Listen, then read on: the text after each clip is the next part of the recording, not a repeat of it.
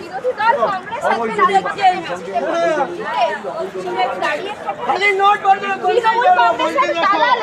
Kolkata police Trinamool কংগ্রেসের পর্যাপ্ত মহিলা পুলিশ কর্মী থাকা সত্ত্বেও রাজ্যের মুখ্যমন্ত্রী একজন মহিলা, তারপরেও কি হলো? তারপরেও সে রাজ্যে পুরুষ পুলিশ কর্মীরা মহিলাদের ওপর আঘাত করলেন, আমার পায়ে মেরেছে।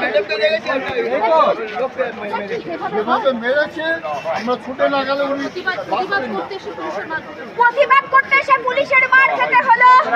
প্রতিবাদ করতে এসে রাজ্যের মহিলা মুখ্যমন্ত্রী থাকা সত্ত্বেও, রাজ্যের একজন বিরোধী রাজনৈতিক কর্মী হয়েও, পর্যাপ্ত মহিলা পুলিশ থাকা সত্ত্বেও পুরুষ পুলিশ কর্মীদের হাতে আমাদের হেনস্থা হতে হলো।